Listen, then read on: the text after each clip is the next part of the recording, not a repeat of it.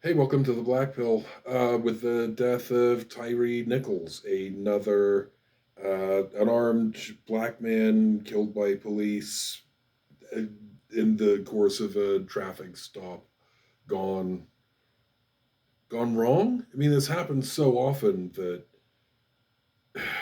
can you say it went wrong, or is that part of the? Oh God, I don't have the spirit to write anything new. I don't have the spirit to read anything new. I'm going to try and do this all in one take because I don't have the energy or the spirit to edit a long video. Race and policing. Yeah. Here's the thing that I wrote a few years ago for a new domain, and I'm just going to read it, and I think you'll see that all of it, or almost all of it, is still as current as when I wrote it a few years ago. So here we go. What are police for? In the United States, we're expected to have unconditional respect for police, implicit trust, zero criticism. Even filming police at their work can have consequences. With Texas drafting laws that would make this more difficult, there's a Huffington Post reference here. I wouldn't use a lot of Huffington Post in modernity, but there it is. And Ramsey Ortega, the fellow who filmed Eric Garner's death, uh, in jail on unrelated charges, but it's difficult not to see those unrelated charges as retribution and quite a clear statement. Um, these are the same police, after all, who turned their backs on Mayor de Blasio for saying some actually really obvious stuff about the way police interact with people of color. As I've made clear before, I'm not saying cops are racist, I'm saying cops are Americans, and Americans are racist. Here's one of the statements that um, with experience I would modify. I would say I'm not even saying Americans individually each are racist. I would say America is a racist country where there's a lot of structures and systems, and everyone's like central tendency to look after themselves first and people like them next is really exaggerated and exacerbated in some non functional ways. But beyond that, back to the writing, everyone from Michelle Alexander to Vice are trying to clue us into the fact that our police have become seriously militarized in the wake of waves of military actions during the Middle East. Starting in the Reagan administration, the war on drugs became a means for local departments to obtain military grade hardware and increased funding. Definite quid pro quo is at work here too, with politicians being able to tout drug enforcement numbers and earn re election. In the midst of all this, is it wrong to ask what police are for? Chances are you know police mostly as the folks who pull you over for speeding.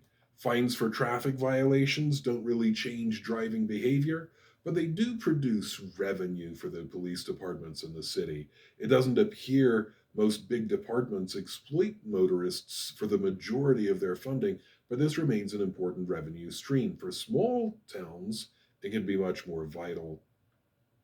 If we really wanted to change driving behavior, we'd use empirically verified methods to do so. Punishment is not effective for changing behavior, but reinforcement is. Be honest. You don't drive the speed limit, but you do apply the brakes when you see a black and white. But what if the police used traffic cameras to observe when people were obeying speed limits, coming to a complete stop at stop signs, and so on, and sent small amounts of money in the mail to those identified drivers? The Allstate does.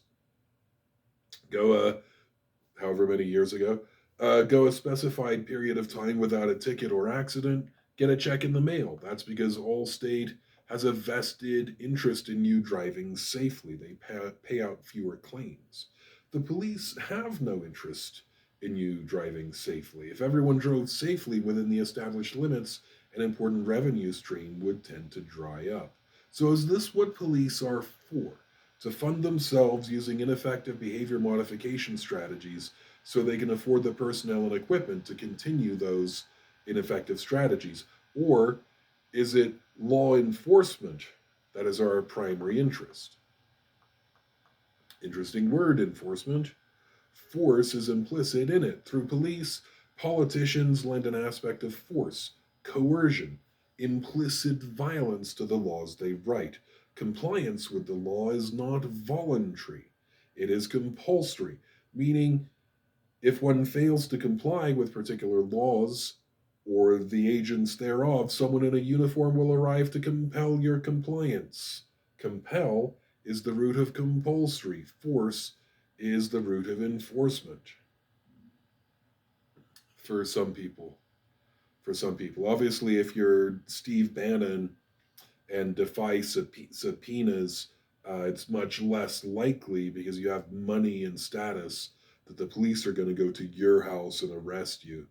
Um, for later, I think. Sometimes this is a force for good when the National Guard arrives to make sure desegregation happens, for example. We've eliminated the voluntary nature of acceptance for people unable to evolve into an America of equal opportunity. Armed robbers perhaps require use of equal, measured, proportional force to keep law abiding citizens safe, and our gun crazy country is very heavily armed. The NRA spent, are they still around?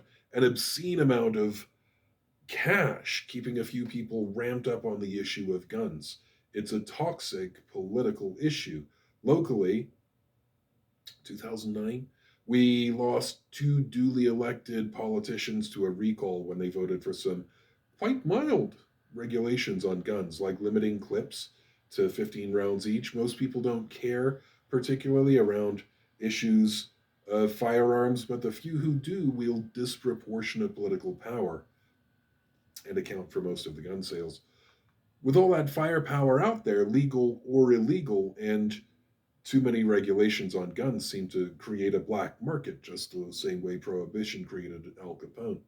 It seems reasonable for police to ask for protection and to be a little paranoid. So, do we need tanks, military grade weaponry, and riot gear and tactics?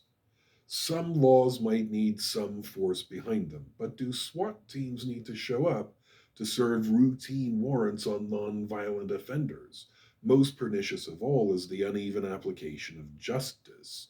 The Justice Department's investigation into the activities of the Ferguson police force found a consistent pattern of exploitation of the poor and especially the colored people of color of Ferguson for the purposes of propping up the economically troubled city government. This was around the, if I'm not wrong, this was around the murder of Michael Brown. Darren Wilson. There's so many, it's hard to keep track of. The idea that this is an isolated case in a very large, economically troubled country seems absurd, like the idea that intelligent life resides only on planet Earth. Take Kansas, applying discredited conservative economic principles, trying to attract more money to the state by reducing taxes on the poor, has resulted in a budget disaster in the state. Rather than bring back any taxes, though, the state government is doubling down on these policies.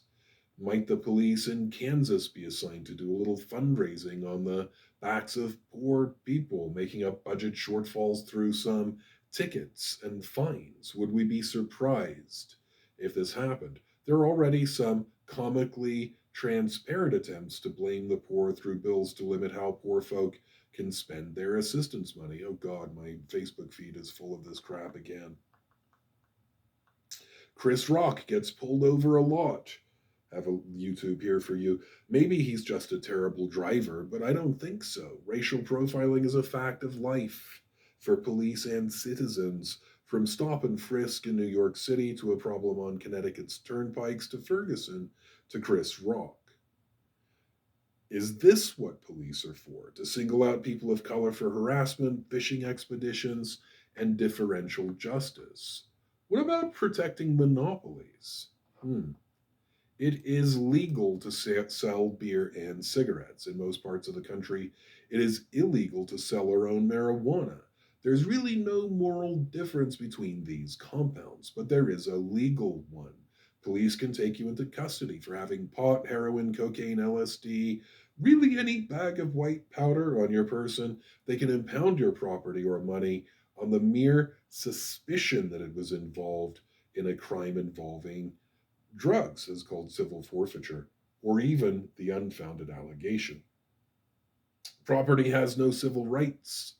Property is guilty until proven innocent. Again, the poor wind up being targeted through civil forfeiture to fund police departments and prop up underfunded governments. God, when I was writing this, there was a thing about a police department um, doing civil forfeiture, confiscating money, and using it to buy an espresso machine for the office. The abuses of this law are well founded at this time, so is this what police are for? To make sure legal drugs don't have competition from illegal ones, and once again to provide a revenue stream. How about to keep for profit prisons full of customers? D.L. Hughley did a better job investigating this issue than I ever did. A little link for you here. We also have at least one case of racketeering with a judge essentially selling kids to prisons for profit. Is this what police are for? To pull kids out of school for minor infractions of school policy and get them into the pipeline, the school to prison pipeline? The endangered list? D.L. Hughley's show documentary, The Endangered List. Um, yeah, how about to evict people from their homes? When a home is foreclosed, police can show up with the implicit or explicit threat of violent coercion to remove people from their home. Are the police for adding force to the list of power that rich people or banks, corporations, and other entities have over poor people? If you think I'm exaggerating, how about what happens to peaceful protesters who get in the way of business? Long string.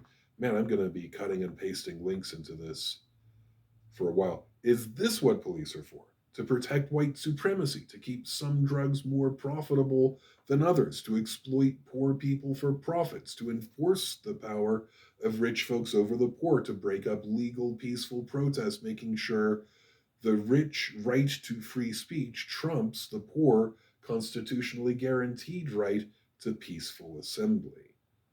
Do we have to talk about the vast majority of police being useful, peaceful, laudable workers on our behalf? Most police interventions probably are helpful in a large proportion, are medical interventions. I don't hate cops. Anymore I'd want to see, anymore I'd want to see data. Oh God, the last few years have been hard. They've been very hard. Um, I know police officers are people with a dangerous job, any number of dangerous jobs, often motivated to serve and protect. And I want my son to know when he's lost or in trouble, he can find an officer and get help. Is this what police are for? To be helpful to citizens. My friend on highway patrol once complained her job was little more than tax funded AAA. What's wrong with that? Sounds fine. Don't police also help lost people get home, check up on our welfare, make sure people get a tow when they need it, protect the weak from the strong, help keep the peace when it needs kept, even catch the bad guys so they can face justice? The fact that we need police and that cops do good for us are often or even usually good people should not keep us from attending to the uses of police that are politically, racially, motivated, exploitative, unconstitutional, and sometimes criminal. When we are no longer allowed to criticize or even monitor and keep accountable our police forces, we have lost a fundamental civil right. And we've lost more than that, we've lost our safety.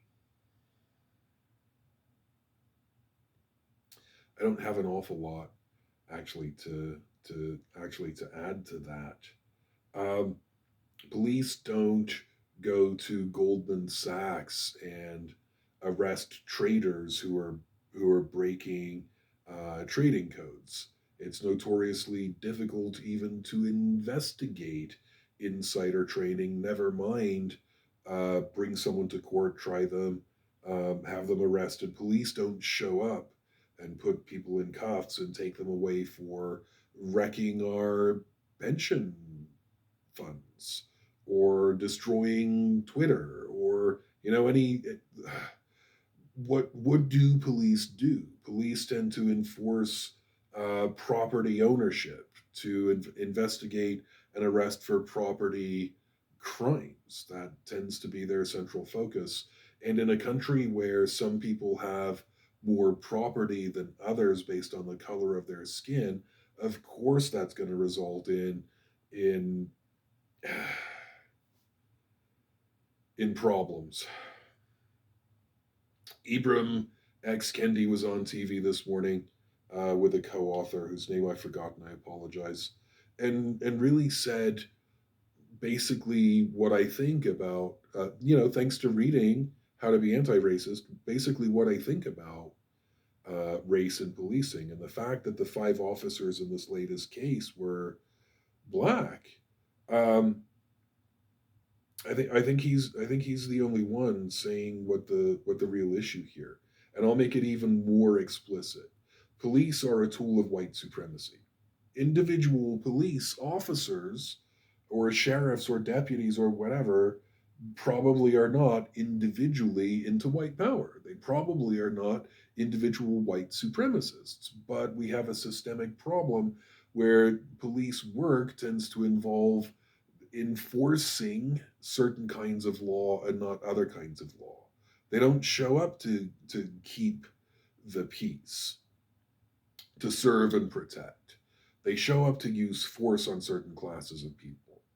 And the skin color of the officers in question is of no practical use in interrogating that central idea.